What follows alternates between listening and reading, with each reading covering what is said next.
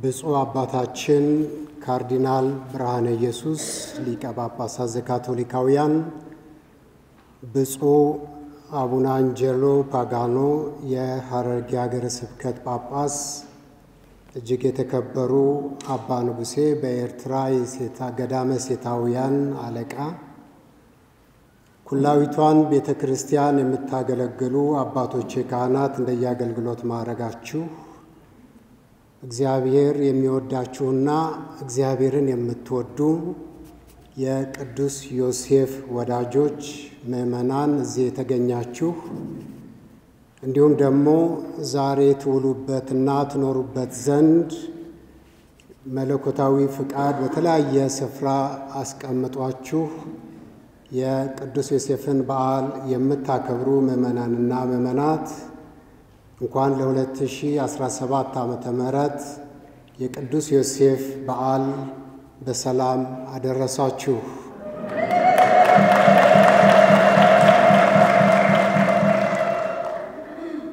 እጮኛህን ማርያምን ወደ ቤትህ ለመውሰድ አትፍራ። የማቴዎስ ወንጌል ምዕራፍ 1 ቁጥር 20። ቅዱስ ዮሴፍ ዛሬ ትልቅ ጻድቅ አድርገን የምናከብረው እንደ ማንኛውም ሰው የራሱ የሕይወት ዕቅድ የሕይወት ፕላን ነበረው። ትዳር መስርቶ መኖር ከዕቅዶች ውስጥ አንዱ ነበር። ቅድም ብፁዕ አባታችን እንዳሉት የሚሰራ የሚተጋ የሚለፋ ሰው ነበር። በሕይወት ውስጥ ግን በእኔም ሕይወት እዚህ በተገኛችሁም ሕይወት ውስጥ ብዙ ነገር ይከሰታል። አልፎ አልፎ ባቀድነው ፕሮግራም ባወጣንለት ሳይሆን እኛ ባሰብነው መሰረት ሳይሆን ከማስተዋላችን በላይ ከዕቅዳችን በላይ ከመረዳታችን በላይ በሆነ መንገድ እግዚአብሔር ለየት ያለ የሕይወት መንገድ ያመለክተናል ወይም ደግሞ ያቀርብልናል። እኛ በአንድ መንገድ እናቅዳለን። ከሕፃንነታችን ጀምረን እንደዚህ መሆን እፈልጋለሁ እንላለን። እግዚአብሔር ግን ጣልቃ ይገባና ቅድም እንዳልኩት ከማስተዋላችን በላይ በሆነ መልኩ ልንረዳው ባልቻልነው መንገድ ሌላ የሕይወት አቅጣጫ ያመለክተናል። እግዚአብሔር በበጎ መንገድ ዕቅድን ይቀይራል፣ አካሄድን ይቀይራል፣ አመለካከትን ይቀይራል፣ አቅጣጫንም ይቀይራል።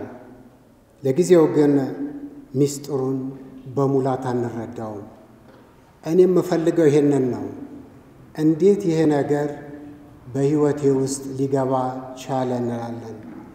እኔም እናንተም በጣም ልጆች በሆን ጊዜ፣ ሕፃናት በነበርንበት ጊዜ አንድ ለሁሉ ልጅ የሚጠየቅ ጥያቄ አለ። ትልቅ ስትሆን ምን መሆን ትፈልጋለህ? እንደዚህ መሆን እፈልጋለሁ፣ ይህን መሆን እፈልጋለሁ፣ ይህን መሆን እፈልጋለሁ። ይሄ እጅግ የተለማመድነው ጥያቄና መልስ ነው። እግዚአብሔር ግን ለልጆቹ ያማረውንና የሚሻለውን ይመርጣል፣ ባይረዱትም ባያስተውሉትም ባይገነዘቡትም። ከመቀበል ውጭ ግን ሌላ ምርጫ አይኖረንም ባንረዳውም። ያኔ ነገሮችን በእምነት ዓይን ማየት መጀመር ያስፈልጋል። አሁን እንደ ክርስቲያን፣ እንደ አማኝ፣ እንደ ክርስቶስ የቅርብ ወዳጆች የሕይወት አቅጣጫዎች ሲቀየሩ፣ ምልከታዎች ሲቀየሩ ከመደናገጥ ግራ ከመጋባት ዘለን ጨለማ ውስጥ ከመግባት ቆም ብለን ማሰብ ያስፈልጋል። እግዚአብሔር በሕይወቴ ውስጥ ጣልቃ ገብቶ ሕይወቴን ሊቀይረው አስቧል። ይሄን የመረጥኩት መንገድ ምናልባት ለእኔም ለእግዚአብሔርም የማይመች ስለሆነ እርሱ ሊያስተካክለው ፈልጎ ይሆናል። ይሄ ያላሰብኩትን ነገር የሚያመለክተኝ ብለን በእምነት ዓይን ልናየው ያስፈልጋል። የመረጥነው ምናልባት ብዙ ርቀት የማያስኬደን ነበር ማለት ነው። እግዚአብሔር የመረጠው ግን በረከት የሚያመጣ ነው፣ ጽድቅ የሚያመጣ ነው።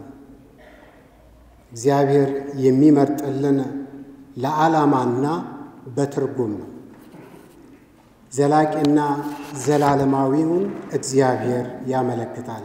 በምድርም በሰማይም የምንደሰትበት መንገድ እግዚአብሔር በጣቱ እየጠቆመ ያሳየናል።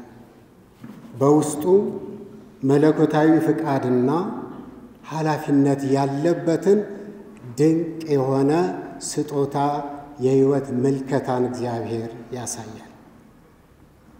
እግዚአብሔር አንድ ነገር ሲሰጠን እንደው ደግና ሁል ጊዜ በዝማሪያችን በጸሎታችን እንደምንለው ለጋስ ስለሆነ ብቻ አይደለም። አንዳንድ ሰው ለጋስ ደግ ከሆነ መንገድ ላይ እኔ ቢጤ ሲጠይቀው አውጥቶ ይሰጣል፣ ይሄዳል። ያ የተመሰወተው ሰውዬ የተቀበለውን ገንዘብ ምን እንደሚያደርገው ምን ሊያደርግበት እንደሚፈልግ አይጠይቅም። እግዚአብሔር ግን እንደሱ አይደለም። ሲሰጥ እርግጥ ነው በለጋስነት በቸርነት ይሰጣል። ነገር ግን ኃላፊነት ነው እያንዳንዳችን እጅ ላይ የሚያስቀምጠው። ላንተ ላንቺ ለእያንዳንዳችን ያለው ዕቅድ በእጃችን ሲያኖረው አምኖን ነው። ቅዱስ ዮሴፍን አምኖት ነው። እጮኛህ ማርያም በመንፈስ ቅዱስ ስለጸነሰች እሷን ወደ ቤት ለመውሰድ አትፍራ፣ ባለቤት ትሁን አይደለም ያለው። በውስጡ ትልቅ ኃላፊነት ነው የሚያስቀምጠው። ስለዚህ እግዚአብሔር የሰጣችሁ ሕይወት እንዲሁ እንድንንቀሳቀስ እንድንወጣ እንድንገባ ብቻ አይደለም፣ ኃላፊነት ጭምር ነው። ክርስትና ኃላፊነት ነው። ማመን ኃላፊነት ነው። ወደ ምስጢራት መቅረብ ኃላፊነት ነው። መጸለይ ራሱ ኃላፊነት ነው። መዘመር ኃላፊነት ነው። መስበክ ኃላፊነት ነው። ቤተ ክርስቲያንን መምራት ኃላፊነት ነው።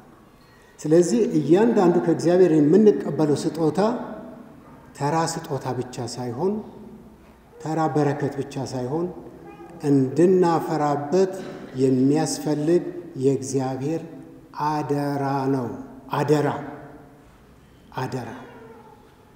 ስለዚህ ቅዱስ ዮሴፍ ውሰዳት ሲባል ቅድስት ድንግል ማርያምን ከፈጣሪ እጅ በአደራ ነው የተቀበለው። ልክ ሐዋርያው ቅዱስ ዮሐንስ እንዳደረገው በመስቀሉ እግር ስር ሆኖ ይህችውልህ እናትህ ሲለው ወደ ቤቱ ወሰዳት ይላል ዮሐንስ 19 ቁጥር 26 እና 27 ላይ። ስለዚህ ቅዱስ ዮሴፍ ሳይወስዳት ቀርቶ ቢሆን ኖሮ ብለን አስበን እናውቃለን? እንዲህ አድርጎ ቢሆን ኖሮ ልክ በልቡ እንዳሰበው ትቷት ቢሆን ኖሮ ቅዱስ ዮሴፍ ምን አይነት በረከቶች አመልጠውት እንደሆነ ታስባላችሁ? ዛሬ እኔም እናንተም እዚህ ተሰብስበን አባታችን ብለን አማላጅነቱን ባልፈለግን ነበር።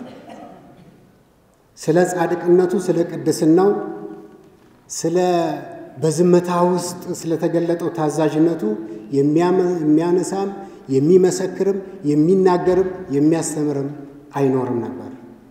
እርሱ ግን የእግዚአብሔር መለኮታዊ ፍቃድ ሙሉ በሙሉ ባይገባውም የተባለውን አደረገ። ቅዱም ብፁዕ አባታችን እንዳሉት የተባለውን አደረገ። የእግዚአብሔር ፍቃድና ምስጢር እንዲህ ነው። የእግዚአብሔር አሰራር እንዲህ ነው። እግዚአብሔር ታሪካችሁን የሚቀይረው እንደዚህ ነው።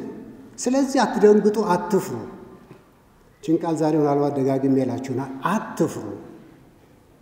እግዚአብሔር ከመስመራችሁ ወጣ አድርጎ ሌላ መስመር ሊያሳያችሁ ሲፈልግ አትፍሩ። እግዚአብሔር ያዛል፣ ይፈቅዳል፣ ይሰጣል፣ ያከናውናል። ደጋግና በጎ ፈቃድ ያላቸው ደግሞ ልክ እንደ ቅዱስ ዮሴፍ ቃል በቃል ይኖሩታል። ቅዱስ ዮሴፍ የፈጣሪን ፈቃድ ሰምቶ ተቀበለ፣ ተቀብሎን ፈጸመ። ስለዚህም ቅድስት ድንግል ማርያምን ሳይፈራ ወደ ቤት ወሰዳት። ብዙ አበው ጻድቃን እንዲህ በገር መንፈስ ነው የፈጣሪን ፍቃድ የተቀበሉትና የፈጸሙት፣ ፈጽመውም የጸደቁት። እነርሱ ባይገባቸውም ያምኑ ነበር። በቃ በውስጣቸው በእኔ እምነት የሚያነሳሳቸው ነገር አለ ማለት ነው፣ እንዲቀበሉ የሚገፋፋቸው። አባታችን አብርሃም ከሀገርህ ውጣ ሲባል ለምን ብሎ አልጠየቀም። አብርሃም ያቀደው ሌላ ነገር፣ እግዚአብሔር ያመለከተው ሌላ ነገር። ከዚያም በስንት መጠበቅ በስንት ጸሎት በስንት ልመና ያገኘውን አንድ ልጁን ታሪኩን ታውቁታላችሁ ሰዋልኝ ሲለው ለምን ብሎ አልጠየቀም። ውስጥን የሚሰብር ጥያቄ ግን ልጁ ጠይቆት ነበር ይስሐቅ። ምን ብሎ? አባቴ ሆይ እንጨቱን ይዘናል እሳቱንም ይዘናል የሚሰዋውስ በጌታ አለ ሲለው እግዚአብሔር ያዘጋጀ። እኔ እግዚአብሔር ይሄንን መንገድ አሳየኝ እንጂ ለምን ብዬ አልጠየቀው፣ ተቀበልኩት። ባይገባውም አብርሃም የልጁ ጥያቄ ውስጡን እያቆሰለው ወደ ውስጡ እንዲያለቅስ እያደረገው እግዚአብሔር ያዘጋጃል። እግዚአብሔር ነው መንገድ የሚያሳየ አለ። ኖህ መርከብ እንዲሰራ ምልከታ ሲሰጠው በዚህ ባውላላ ሜዳ ላይ መርከብ ምን ያደርጋል ብሎ አልጠየቀም፣ ታዞ ሰራ እግዚአብሔር ስላመለከተው። ቅድስት ድንግል ማርያም በዘመኑ ተሰምቶ የማይታወቅና አምላክን በመንፈስ ቅዱስ አማካይነት ትጸንሻለሽ ስትባል ይህ እንዴት ሊሆን ይችላል? እኔ እኮ ወንድ አላውቅም ብቻ ነው ያለችው። በኋላስ አንተ እንዳልከው ይሆንልኝ። አያችሁ ቅዱሳን እንዴት ከፍ እንደሚሉ፣ አያችሁ እንዴት ጥያቄ እንደማያበዙ፣ አያችሁ ከእግዚአብሔር ጋር ግብግብ እንደማይገጡ እንደማይሟገቱ። አያስቀናም የእነዚህ ሰዎች እምነት? ዛሬ ለመለወጥ አያነሳሳንም የእነዚህ ሰዎች እምነት? ዛሬ ከያዝነው ክፉ መንገድ እንድንመለስ አያመለክተንም የእነዚህ ሰዎች እምነት? ስለዚህ አማኝ ነኝ ከሚል ሰው የሚጠበቅ ነገር በቃል እንደሚለው ማመን ብቻ ሳይሆን እግዚአብሔር ጨለማን ማብራት፣ ጥያቄን መመለስ፣ ቋጠሮን መፍታት፣ የተጣመመን ማቃናት ይችላል ብሎ ውስጥን ማሳመን ነው አምናለሁ ማለት። በእርግጥም እግዚአብሔር ሁሉን እንደ ፈቃዱና በትክክለኛው ጊዜ ውብ አድርጎ ይሰራል፣ ያስተካክላል። የሚያስፈልገው መታገስ ብቻ ነው። ትዕግስት ነው የሚያስፈልገው። ሰው ማድረግ ያለበትን እስከ መጨረሻው መጽናት ብቻ ነው። ያ ነው ከሰው የሚጠበቀው፣ ማመንና መታገስ። እግዚአብሔር የራሱ ጊዜ አለ። አታስቸኩሉት፣ አታጣርፉት።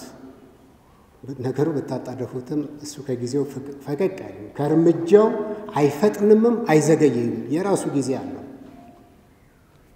ስለዚህ ቢገባ ነው ባይገባ ነው ባናስተውለው እንቆቅልሽ ቢሆንብንም መጨረሻው ቢታየንም ባይታየንም እርሱ ግን በሚያደርገው ነገር ምን አይልም፣ አይሳሳትም።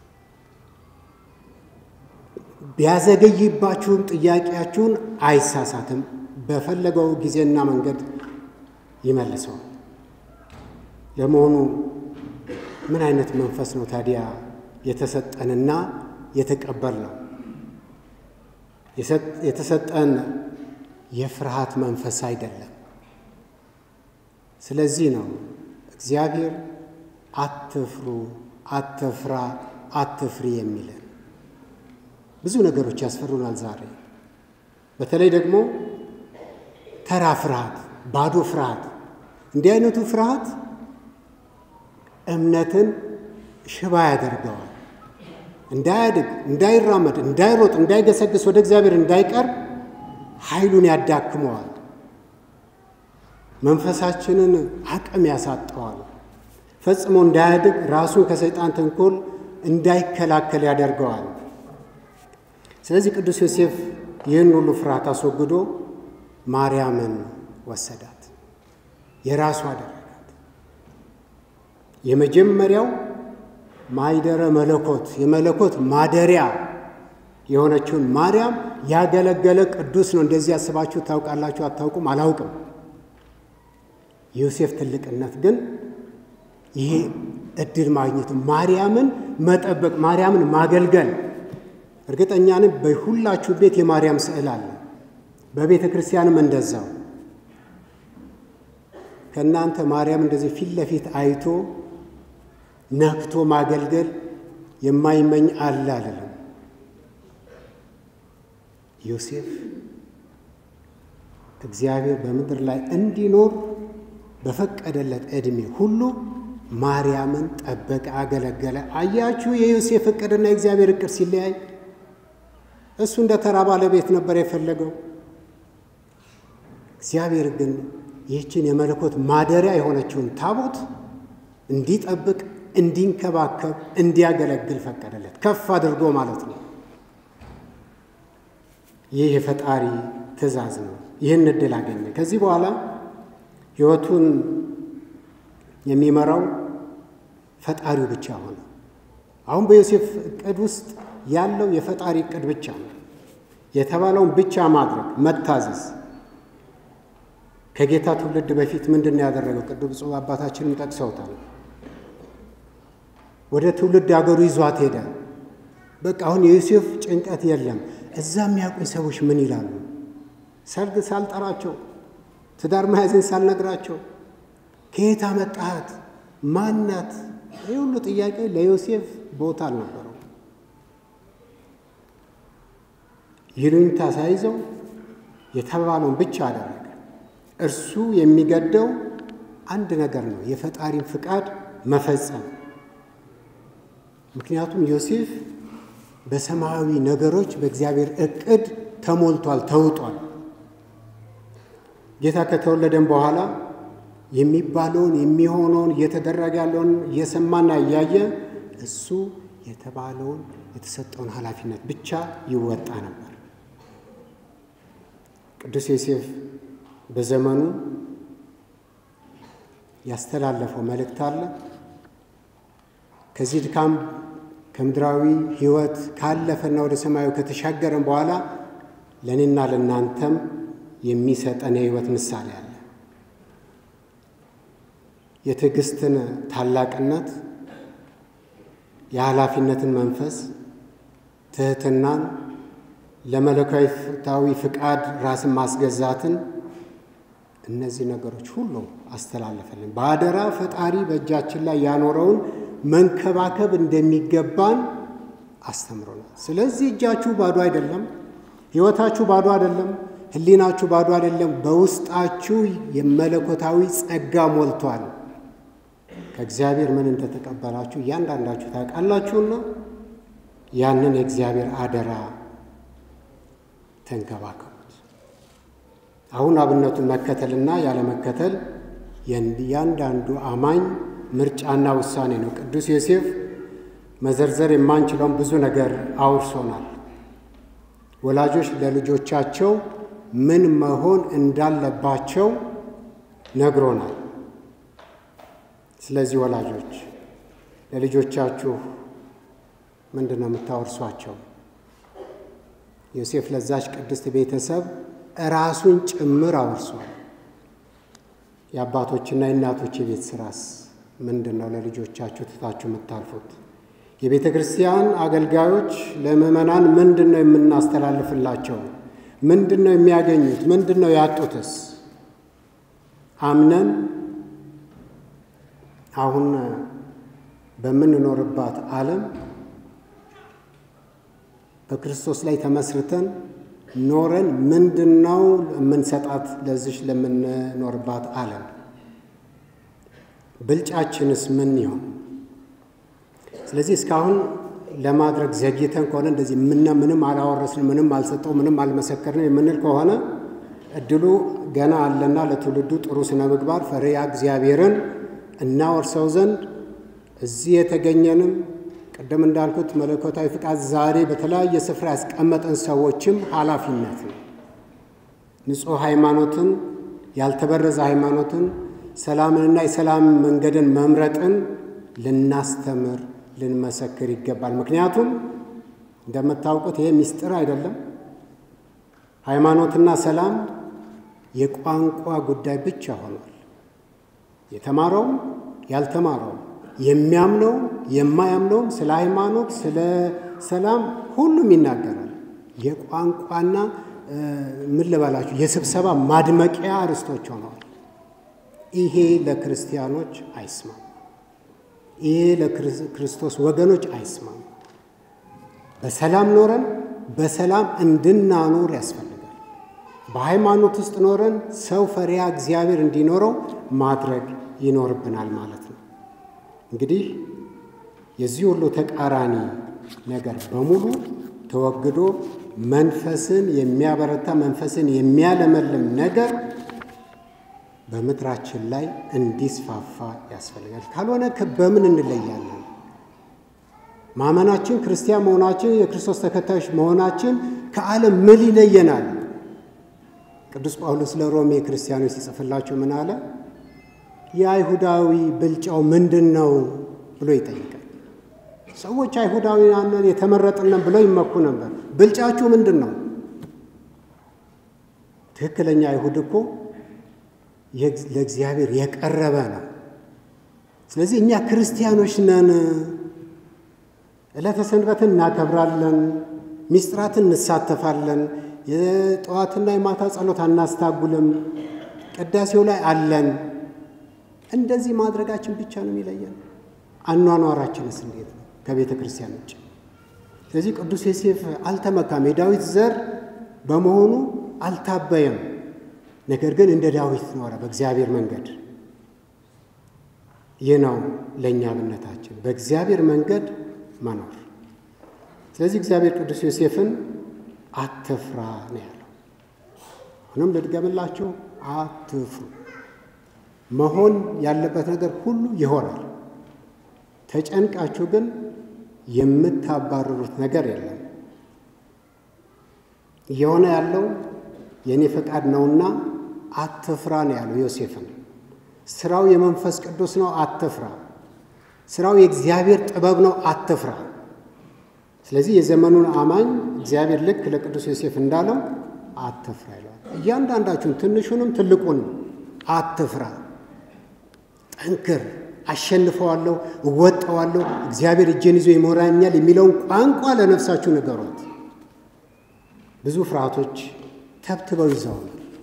የምናየው የምንሰማ የሚወራው በሙሉ ጭንቅላታችንን ሊያፈነዳው ነው የሚደርሰው። አንዳንዴ ወንጌሉ የታለ? በመጽሐፍ ቅዱስ ውስጥ የመጽሐፍ ቅዱስ ሊቃውንት የሚሉን አትፍራ የሚለው ቃል 365 ጊዜ ተጠቅሷል ይላሉ። በዓመቱ ስንት ቀን አለ ማለት ነው? 365። ስለዚህ በየቀኑ እግዚአብሔር አትፍራ ይላችኋል ማለት ነው። ከዚህ በላይ ምን ልበላችሁ? ስለዚህ አማኝ ተግዳሮት ሲገጥመው ወደ ፈጣሪው ይጸልያል እንጂ አይፈራም። በፍርሃትም ውስጥ አይደበቅም፣ አይሸሽም። ምክንያቱም ያመነውና የሚያመልከው አምላክ ከፍርሃት የማውጣት መለኮታዊ ኃይል አለው። እንዳልኩት ብዙ የሚያስፈሩ ነገሮች እንሰማለን፣ እናያለን። ያየነውና የሰማነውን ሁሉ ፈርተን ሸሽተን ተደብቀን እንችለዋለን? ዛሬ የሸሸነው ነገ መንገድ ቀይሮ እንደማያባርረን ምን ያህል እርግጠኞች ነን? ፈጣሪ ከምን ውስጥ ምን እንደሚያወጣ አናውቅምና እምነታችን እንዲዋዥቅ አንፍቀድ። ይሄ ከቅዱስ ዮሴፍ የምንማረው ነጥብ ትምህርት ነው። የቅዱስ ዮሴፍ ታላቅ አብነት ከፈጣሪ የተሰጠን አደራ ምንድን ነው ያልኩት? በእምነት መቀበል መጀመሪያ።